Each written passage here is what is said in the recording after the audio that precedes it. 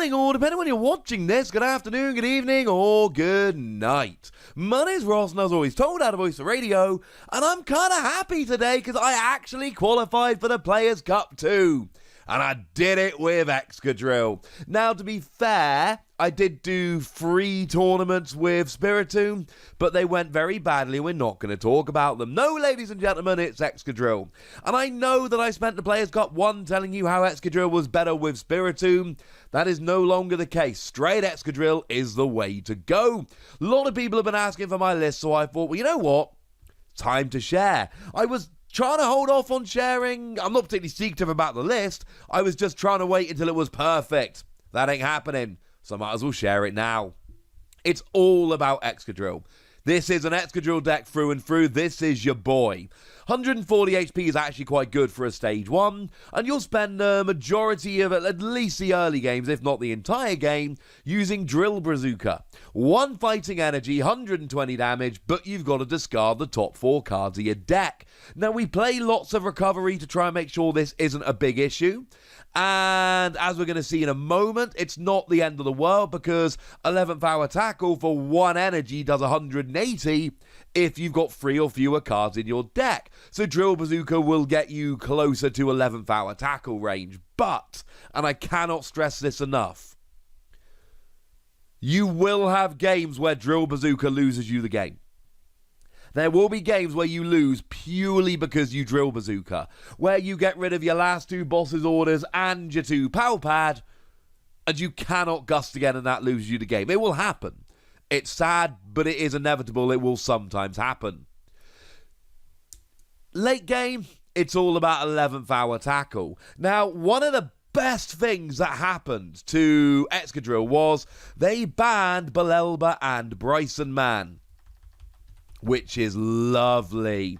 You see, Belelba and Bryson Man just discarded the top 3 cards of each player's deck.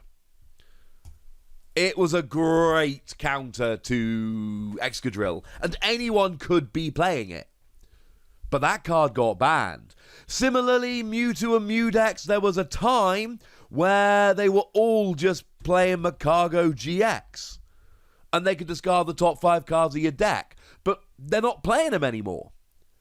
So whereas it used to be, when we were talking back in the Players' Cup 1, 11th hour tackle was a very risky attack unless you were actually winning the game. That is not where the metagame is right now. You can usually use 11th hour tackle and be pretty secure that your opponent isn't going to deck you out. And the great thing about Excadrill is, if you play it carefully, you will get down to like 3 or 4 cards left in your deck/hand, and that will include the perfect ones you need to win the game. There are no real other attackers. But we do play a 4/4 Cinccino line. Now, to be fair, Energy Assist can be a nice attack. 40 damage, and you attach your basic energy from your discard pile to one of your bench Pokemon. Because you're doing so much discarding in this deck, there will be times you are genuinely running out of energy. This can be good. If you can take a KO with Cinccino, now it's your draw engine as well, so you got to be careful. But if you can take a KO with Cinccino, a lot of the time it's a good idea to do so. Plus, we can actually boost this up to 60 quite easily. We'll get there in a minute. And you can be KOing 60 HP Pokemon quite easily, and that's actually kind of beautiful and lovely, and I love it. But we're mostly playing Cinccino for the ability Make Do. Discard a card from your hand, draw 2 cards. In most games, I'm trying to get 3 Cinccino on my bench. I'm going to be drawing 7 cards, 2 per Cinccino plus 1 for the turn, without even playing a supporter. And that is going to absolutely help me out here. I like the attack, but we're playing it for Make Do. Now, of course, pre-rotation, we were just playing this with Zeb Striker. And Zeb Striker, which apparently I'm not spelling very well today, was a much better card in terms of getting you down to a low deck size very quickly. Discard your hand, draw 4 cards. But you never attacked with it, and it forced you to discard your hand, which could be brutal. Cinccino doesn't draw quite as fast here, but what it does do is it lets you stash cards in your hand and keep them. And it gives you an attack which is genuinely useful. I love Cinccino. I didn't know if Excadrill would work post-rotation, Cinccino is genuinely awesome. Now, we also play one Dedenne. We hope to never use Dedenne. Dedenne discards your hand and draws 6 cards. It's a basic Pokemon. You search it out when you're desperate. The fact of the matter is, you are a stage 1 deck, and until your stage 1s are rolling, you are vulnerable. You've got to get a fast start, and Dedenne gets you a fast start. It's a 2-prize liability on your bench that you don't want, but when you've got to, you've got to. Generally speaking, if you're playing Dedenne in the early game, you're playing it because if you don't play it, you're just going to draw nothing and lose. In the late game, you do want to play Dedenne, because oftentimes Dedenne will draw you that final boss's orders for the win, or it will get you down to 3 cards left in your deck, or fewer, so that you can go ahead and play Excadrill. I should mention while we're here, Drillbur's actually really good for Rototiller. Rototiller shuffles a card from your discard pile into your deck, and if it's turn 1 and you've played a Sycamore or you've played a Dedenne, but you haven't gotten an Excadrill rolling, Rototiller can actually get you a really good card back. And we play 1 copy of Fione. Now, Fione ostensibly is here to stop you decking out, because Whirlpool Suction forces your opponent to switch their active, and then you put it on the bottom of your deck. And this can be useful to stop you decking out, but I don't use it all that often, because if you plan carefully, you don't need to. Fione is actually nowadays, as far as I'm concerned, and I've played literally hundreds of games of Excadrill over the past couple of months, it is there to gust. It is there to force if your opponent's got 1 bench Pokemon, this will force it active. But a lot of the time, they will have something in the active you can't KO and a bunch of stuff on the bench you can. So you use Fione and guarantee you take a prize, and Fione can get you cheeky prizes while you build up to being able to use 11th hour tackle properly. Fione will stop you decking out, and there will be games you want it for that, absolutely. But nowadays, and I used to use it more to stop decking out, pre-rotation, nowadays I really am just using it as cheeky gusting. No, you don't get to pick which Pokemon becomes active, but it will still, I've won so many games with Fione, it's unreal. Energy, we're playing 7. Why are we playing 7? I don't know. Because when I play 6, it feels like too few, and when I play 8, it feels like too many. I wish I could give you a better explanation, but like I say, I've played hundreds of games and 7 feels right. I'm sorry I can't give you anything more technical. Now, in terms of my Excadrill list here, there are a couple of things, as far as I'm concerned, that stand out about this list, and that make it, as far as I'm concerned, the best Excadrill list. And again, I've played so many games. Firstly is Gusting. We are playing 3 Boss's Orders that drags a bench Pokemon into the active, with 3 copies of Palpad that can recover 2 supporters each. And we're playing 1 copy of Great Catcher, discard 2 cards from your hand, drag a GX into the active. Honestly, most of the time you're using it for Dedenne, because most decks are still playing Dedenne, but there are plenty of decks out there that will play other random GXs. It's really good. For instance, Zacian decks tend to play Morile, and Morile GX comes in with, unfortunately, 170 HP, which is, if you're behind on prizes, you can actually do this using a Martial Arts Dojo to add 40 damage and a Vitality Band to add 10 damage. You will be up to 170, and that's awesome, but most of the time, you're just going to be using 11th Hour Tackle in the late game. And it's an item card. You'll often end up just discarding it with Excadrill, and if you do, you do. I initially had 2 copies of this. The 4th Cinccino for a long time has been a floating spot. At one point, it was a 2nd Great Catcher. There are not enough matchups where you win with Great Catcher. There are too many that just don't play enough GXs to make it worth it, so it ended up getting cut down to 1. But 1 is huge. The reason, and I would love to play 4 Boss's Orders, and I'd love to play 4 Palpad. I just don't have the room. The thing about Excadrill that I have learned is it doesn't always hit hard enough. If you're hitting for weakness, and you will be quite a lot, it's brilliant. If you're not hitting for weakness, but you're against single prize Pokemon, brilliant.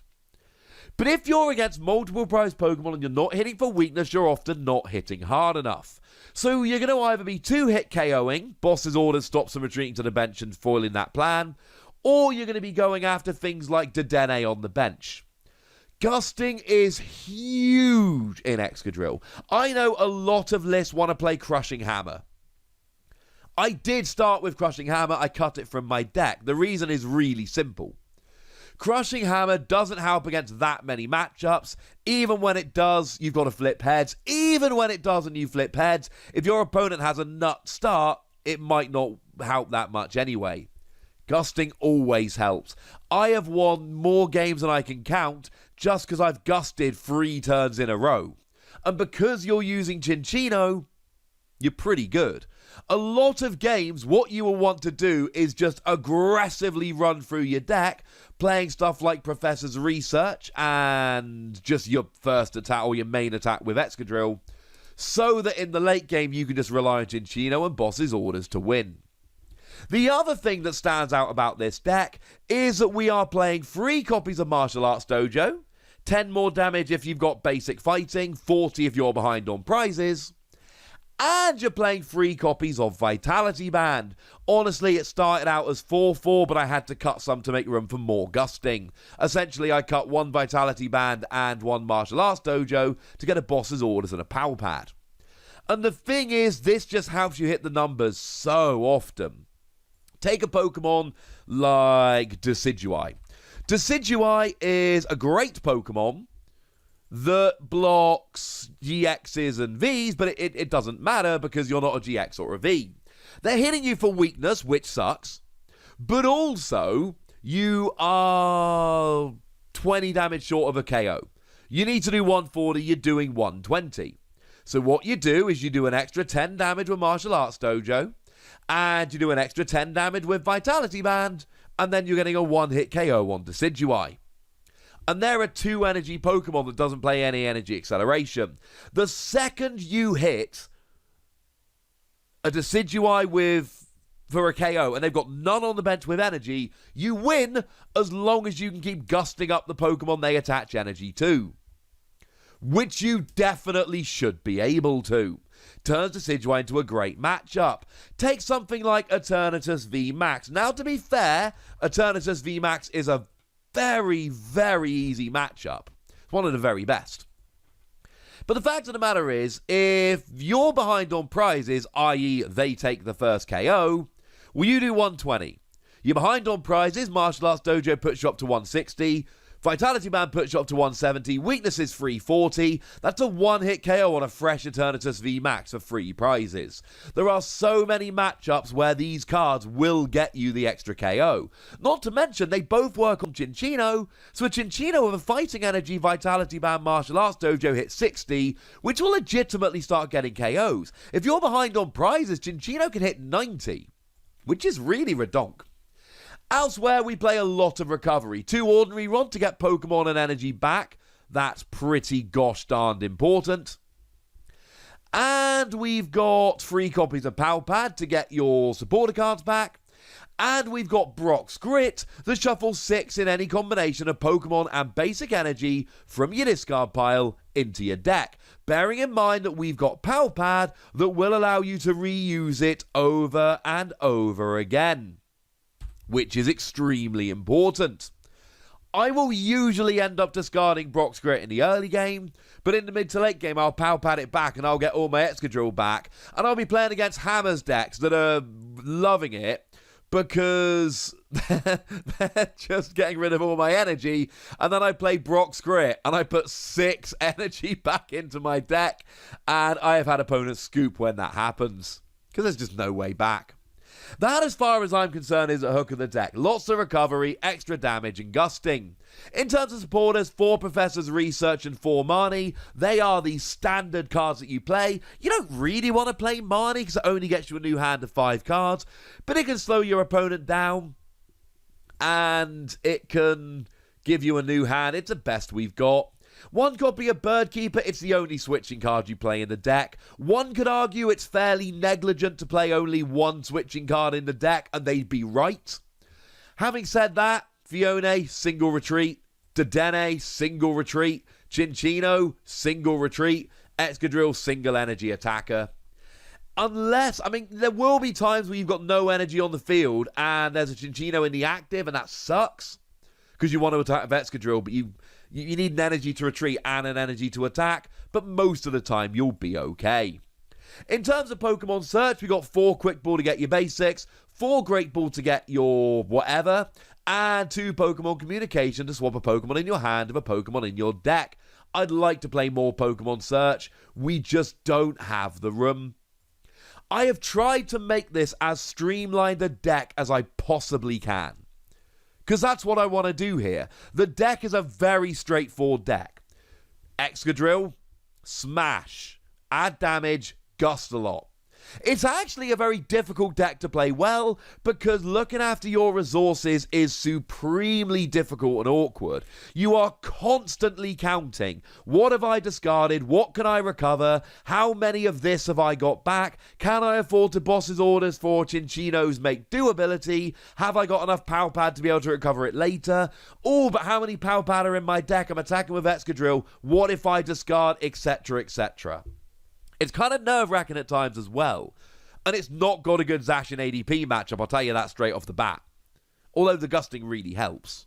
But the fact of the matter is, apart from that deck, I don't think it's got a terrible matchup. It's a stage 1 deck. It's inherently not going to be as consistent as a deck playing multiple Dedenne and Crobat and using basic Pokemon. But as far as I'm concerned, this is a genuinely good deck.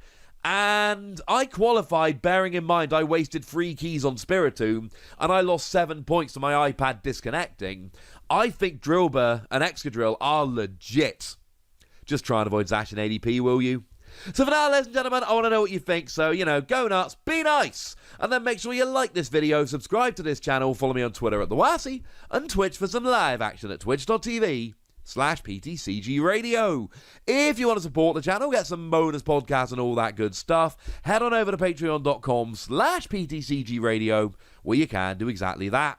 But by far the most important thing, as always, look after yourselves till next time, would ya? Thank you very much for watching. My name's Ross, and you've been watching PTCG Radio.